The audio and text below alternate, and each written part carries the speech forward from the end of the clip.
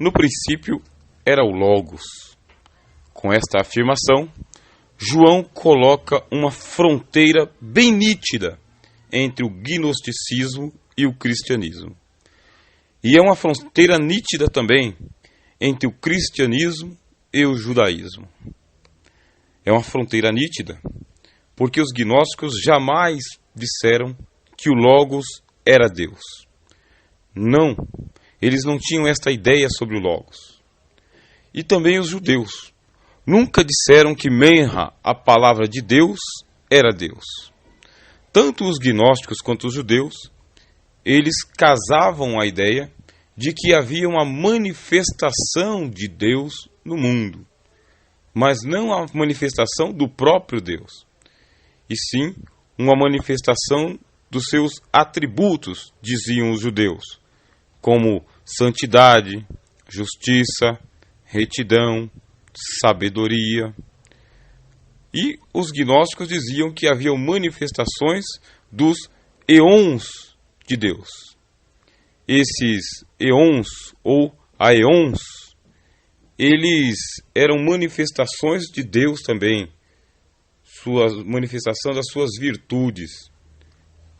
Você vê que existe uma ponte entre as afirmações dos judeus, que consideravam Menra a manifestação personalizada da palavra de Deus, mas eles não concebiam esta personificação como sendo o próprio Deus. Estavam bem conscientes de que Menra, a palavra de Deus, não era Deus. Assim os gnósticos também estavam bem conscientes de que o Logos não era Theos.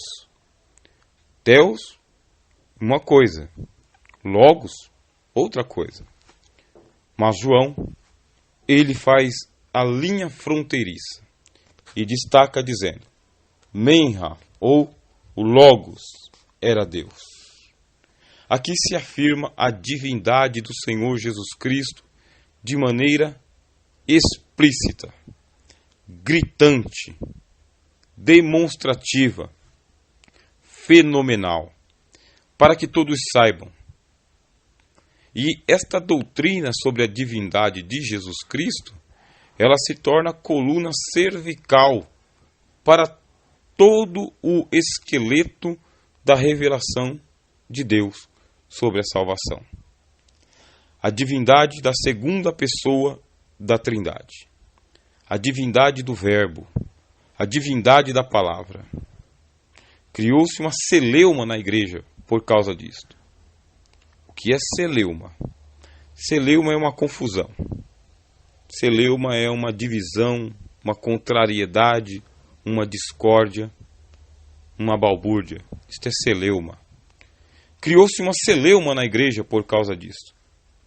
Uma coisa era afirmar indiretamente a divindade de Jesus Cristo. Porque nos sinóticos você vai entender que Jesus Cristo, ele propõe a sua divindade. Mesmo por causa dos títulos messiânicos que ele toma. Mesmo por causa que ele aceita ser chamado Filho de Deus. Só pode ser Filho de Deus se for Deus. Ainda assim, você precisa utilizar o método chamado de método indutivo para afirmar a divindade de Jesus Cristo a partir dos gnósticos. Método indutivo é aquele em que você vai juntando as palavras, os textos, as partes, e você vai montando a teologia sistemática, a revelação. Isso chama-se método indutivo. Perceba a riqueza do nosso curso de filosofia cristã. Estamos na 10ª palestra. Estamos na 3ª parte da 10ª palestra.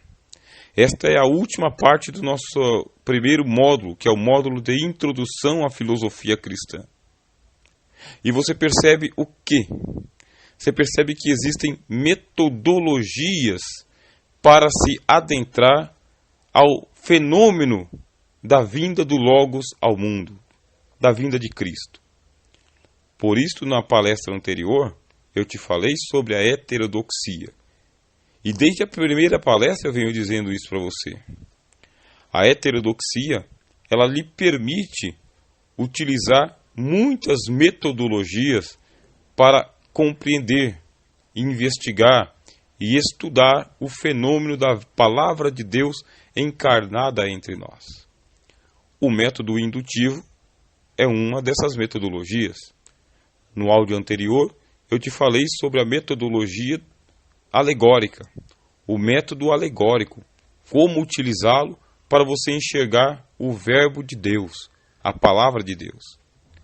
Quando você usa o método indutivo, você vai juntando todas as passagens que existem na Bíblia, no Novo Testamento, nas cartas do apóstolo Paulo e também nos evangelhos sinóticos, Mateus, Marcos e Lucas. Demora muito mais do que o método dedutivo. O método dedutivo, você faz uma leitura geral e chega a uma conclusão. No método indutivo, você faz uma leitura particularizada, texto a texto, passagem a passagem. Demora mais, mas você consegue fazer uma abertura de leque muito grande. João está com quase 100 anos, e ao afirmar que o Logos era Deus, ele não está se aventurando. Ele está afirmando aquilo que a revelação dos sinóticos já havia trazido, aquilo que as cartas do apóstolo Paulo e as cartas gerais já havia dito também. Agora, chegou a participação de João o apóstolo, e ele faz a construção dizendo, o Logos é Deus. Sabe esse Deus abissal, esse Deus inescrutível, esse Deus incognoscível, invisível, inabarcável, indescritível. Sabe esse Deus da teologia apofática, que faz negações? O Deus da teologia positiva, que faz afirmações? O Deus da teologia sistemática, que se deixa encaixar dentro de um sistema? Esse Deus chama-se Jesus Cristo. Não, isso não pode ser. Até o ponto em que ele estava falando, no princípio era o Logos, e o Logos estava com Deus, ainda havia um pouco de concordância. Mas quando ele disse, e o Logos era Deus, aí rachou. Aí surgiu a celeuma, a confusão. A confusão porque a divindade ela não pode se humanizar. A divindade ela é infinita, ela não pode se finitizar.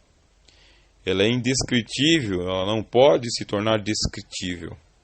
Ela é inabarcável, ela não pode se deixar abraçar. Ela é invisível, ela não pode se mostrar. Aqui está a fronteira. E a fronteira é um ponto de decisão. Ou você fica com o gnosticismo, ou com Cristo. Ou você fica com o judaísmo, ou com Cristo. Ou você fica com a religiosidade, ou Cristo. De tal forma é a magnitude desta revelação que Dostoiévski, um escritor novelista russo, ele cria a frase dizendo: se eu houvera de escolher entre Cristo e a verdade, escolheria Cristo. É mesmo para poder fazer uma provocação. Cristo transcende a própria verdade. E você precisa ter um adestramento intelectivo, de sabedoria, para começar a tua especulação filosófica de uma maneira centrada, sadia, tomando como premissa aquilo que já está posto. Por fazermos um curso de filosofia cristã, não tem como nós nos emanciparmos da fonte primária para o nosso cristianismo. E a fonte primária para a nossa fé cristã é aquilo que escrito está nos evangelhos. Depois, nós podemos ir a muitas outras fontes, mas a base está aqui. Jesus Cristo é Deus. Deus encarnado. Deus revelado. Deus Logos. Não o Deus silencioso, pré-encarnado, não o Deus da pré-eternidade, muito menos o Deus gnóstico, aquele Deus que não tem osso, nem carne, nem aparência. E havia uma outra novidade entre os gnósticos. Ninguém poderia conhecer o verdadeiro nome do Logos. Por quê? Porque conhecer o nome significa dominar a pessoa, ter domínio sobre a pessoa, ter domínio sobre as virtudes da pessoa, como se fosse um gênio da lâmpada. Entre os gnósticos havia um ensinamento, já te expliquei isso em palestras anteriores, que é o ensinamento dos mistérios. E nos mistérios, eles procuravam descobrir, por revelação, qual seria o nome do Deus de acordo com o eon em que ele estava vivendo, morando, se manifestando. A iluminação gnóstica servia para isso. Você vai subindo as escadarias, você vai indo cada vez de pleroma em pleroma, de nível em nível, de eon em eon, e quando você chega lá, você precisa descobrir qual é o nome da manifestação divina que ali existe. Quando você descobrir, aí você está em plena comunhão com Ele. Do contrário, você não consegue sair dali. Agora, logo no início do Evangelho de João, ele já destaca. No princípio era o Logos estava com Deus, e o Logos era Deus. Um pouquinho mais abaixo, ele revela o nome do Logos, Jesus Cristo. Não pode. Se o nome do Logos for Jesus Cristo, aí nós teremos um domínio sobre ele. Cultura errada. Cultura equivocada. Ter o conhecimento sobre o nome da pessoa não lhe dá domínio sobre a pessoa. Eles estavam assim, porque eles eram místicos. E dentro da mística, esta é uma prática muito comum. Procura-se descobrir qual é o nome da entidade que está por se manifestar, e descobrindo o nome dessa entidade, qual que é o território aonde ela tem preeminência, onde ela tem domínio, e quais são os rituais que devem ser feitos para se manter comunhão, contato com esta entidade. Está bem dentro dos manuais esotéricos e místicos em todas as religiões. Descobre-se o nome da entidade, ou porque a entidade fala, ou porque outra entidade fala, ou porque você descobre. A partir daí, esta entidade pode ser invocada, e uma vez invocada, ela precisa vir. E quando ela vem, que você lhe descobriu o nome, ela vai lhe prestar serviços, mas você também vai prestar serviços a ela. Isto não é espiritualidade, isto é misticismo, mística, que chamamos de feitiçaria, macumbaria e outras ramificações, como magia e assim por diante. Há uma confusão muito grande entre o gnosticismo e o cristianismo.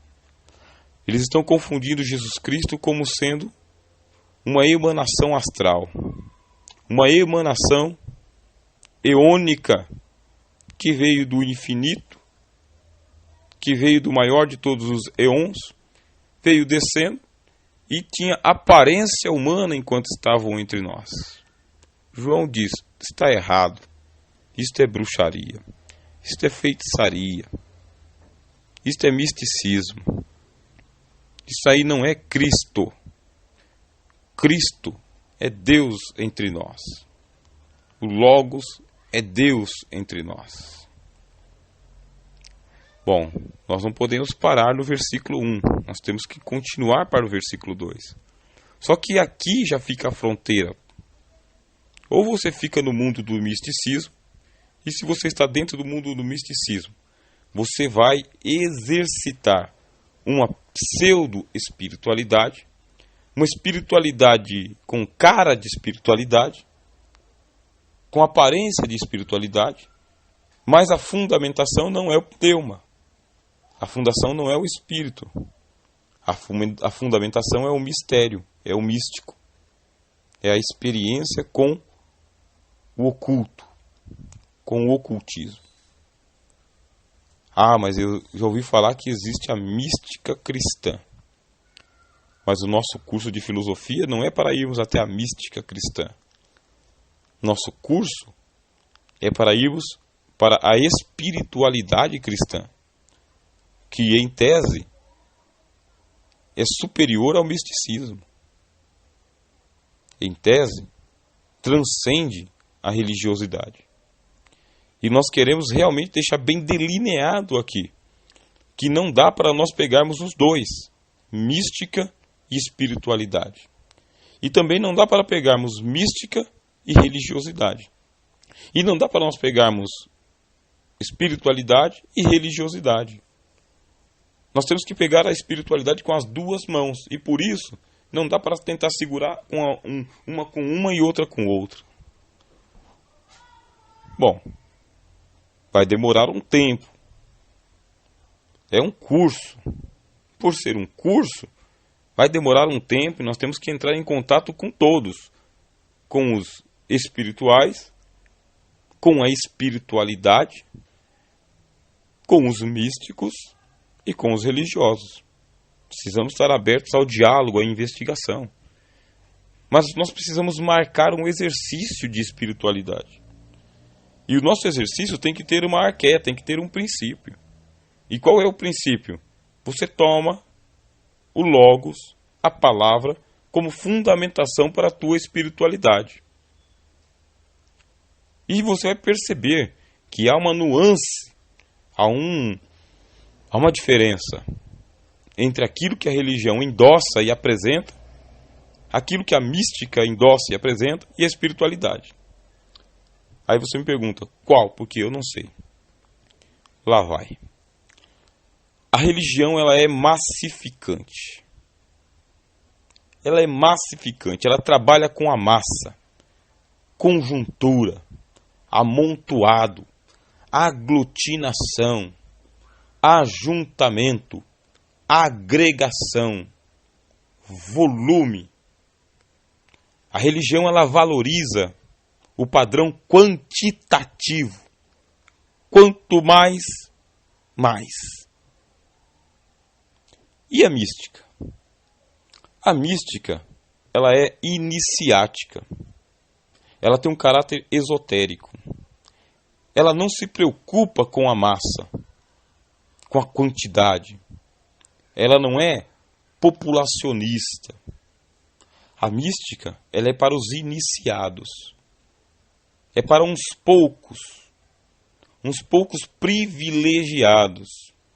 Alguns que não se identificam com o molde religioso de ser massa de comando, massa de manobra, fazer parte do gado, e que vem para a mística dizendo, eu não suporto mais. E você vai ter pequenos grupos. Esses pequenos grupos podem ser centenas de pessoas que vão atrás dos esoterismos. Podem ser até grupos de orações, sabia? Podem ser até grupos de estudos. Podem ser grupos de avivamentos. Você vai, por exemplo, para a história do islamismo e você vai encontrar os sufis. E os sufis, eles assumem claramente que são místicos dentro do islamismo. E que existem as reuniões sufis, paralelas às reuniões que acontecem nas mesquitas. Eles não deixam de frequentar as mesquitas, mas o mais importante para os sufis é a prática sufista. Fazem um círculo e começam a recitar inúmeros nomes de Allah, até entrarem em transe. Esta é uma das versões das reuniões sufis. Tem muito mais, tem muitas outras. Tem música, tem licores, e tem orações. Eles são místicos. Você vai para o judaísmo e você tem a Kabbalah. A Kabbalah também é um braço místico dentro do judaísmo. Quando você vem para o cristianismo, aí você se perde de tantas pequenas seitas místicas que existem. Já lá no segundo século, existia uma seita que era a seita dos montanistas. Dentre essas seitas estava o insigne Tertuliano. Os montanistas, eles diziam: a igreja organizada perdeu o Espírito Santo. Se tornou um prédio com um monte de pessoas corruptas, envolvidas com padrões mundanos. Vamos fazer aqui a busca do Espírito Santo. Surgiu o movimento montanista. Movimentos místicos, piedosos na verdade, mas ligados com a mística. Muito mais com a mística do que com a estrutura da religião. Mas e o Espírito? Bom, o Espírito você vai encontrar aqui no Evangelho de João. Aqui. Você percebe que é um encontro existencial. Como assim? É indivíduo a indivíduo, pessoa a pessoa. Não diz respeito a grupos, não diz respeito a ajuntamentos. Você não consegue ter uma vida espiritual em bloco. Você não consegue ser espiritual dependendo de uma segunda e uma terceira pessoa. Porque a espiritualidade, ela é um caminho seu com o Espírito. Perceba, você vê Jesus Cristo, quando ele fala do Espírito, ele vai até a samaritana, ela está só. Nicodemos vem a ele de novo, está só também. Ele cura um cego de nascença, um cego de nascença, um paralítico de 38 anos. É o Espírito que vem. Cristo é o Espírito. Eu sei que na divisão teológica nós temos o Espírito como sendo a terceira pessoa da Trindade. Isso nós vamos chegar lá. Mas não se esqueça, Cristo é o Espírito. O Espírito é Cristo. Não estou defendendo aqui o modalismo, nem sabelianismo. Você que conhece um pouco de teologia já deve estar pensando, está confundindo com o modalismo. Não. Não estou confundindo. Dentro da minha piedade, da minha fé cristã, eu já me pronuncio como sendo um trinitariano. Eu creio na individualidade do Pai, do Filho e do Espírito Santo, como cada um sendo Deus, e os três formando uma unidade divina. Nós vamos chegar lá. Mas veja como ele é o Espírito. Ele é o Espírito, então ele vai ao encontro da individualidade de cada pessoa no Evangelho de João. É pessoa a pessoa. A vez que ele vai lá e alimenta todo mundo no deserto, ele dá amostras. Qual é a amostras? De que as pessoas que são alimentadas pela religiosidade formam um montão de gente. E ele recrimina dizendo: vocês me procuraram não porque vocês viram sinais, mas porque vocês comeram pão e se fartaram. A religiosidade, ela oferece isto, massificação. E Cristo recrimina, reprova, diz não. Porque Cristo, ele pega, deixa a multidão, vai para o outro lado, as pessoas vão procurá-lo e quando o encontram, que aí ele dá um choque de espírito. Quando ele dá um choque de espírito, as pessoas se espantam. A religião não suporta o espírito. E o espírito, ele encara, ele não foge. Ele encara dizendo claramente: vossos pais comeram da religião no deserto e morreram. Eu não vim como religião, eu vim como pão vivo que desceu do céu. Um pão para cada pessoa. O encontro na espiritualidade é pessoal. Você, por exemplo, está fazendo parte desse curso de filosofia com dezenas de outras pessoas. Mas dessas dezenas, qual de vocês dará um passo na fronteira para sair da religiosidade e vir para a espiritualidade? Sair do misticismo e vir para a espiritualidade? Receber uma diapasão. E não é um convite para você deixar a estrutura religiosa. Não estou fazendo isso. Nem estou dizendo para você deixar a sua crendice mística. Porque o próprio Espírito consegue transcender tudo isso estando lá dentro. Agora, uma coisa é certa. você jamais vai conseguir alcançar espiritualidade se você quiser segurar religiosidade e espiritualidade. Você até pode ficar dentro da estrutura religiosa, mas se você for espiritual, você vai transcender o rito, vai transcender a instituição, vai transcender a doutrinação. Retome. Qual é a diferença entre religiosidade, misticismo e espiritualidade? A religiosidade trabalha com números, com a massa. O misticismo só com os iniciados. Mas a espiritualidade, ela é singular, ela é única, ela é optativa, individual, existencial. Existencial significa que você se encontra como indivíduo no mundo. E como indivíduo no mundo, você tem que se responsabilizar pelas suas escolhas, pelas suas decisões e se responsabilizar pelo seu destino. E quando falo por destino, não falo nos moldes do fatalismo predestinista que afirma que você tem que ser aquilo que você tem que ser. Não. O existencialismo ele diz para nós o seguinte: você tem que se assumir como ser no mundo, do jeito que você está agora, quem você é, assinar as suas próprias promissórias, assumir a tua própria história. Porque o Logos, ele se individualiza também. O Logos está em Deus. O Logos é Deus. Mas ele se individualiza, ele é o Filho. Ele é a segunda pessoa da divindade. Antes que Abraão existisse, eu sou. Por que ele pode dizer eu sou? Porque ele se individualizou. Ele se existencializou. Eu sou a ressurreição e a vida. Eu sou o pão vivo que desceu dos céus. Eu sou a luz do mundo. Eu sou o caminho, a verdade e a vida. Cristo se assume na sua individualidade, na sua pessoalidade, na sua singularidade. É o Logos, mas é o Logos que está com Deus. Está com Deus, mas ele também é o Logos que ele também é Deus. E está lá na arqué com Deus. Percebeu?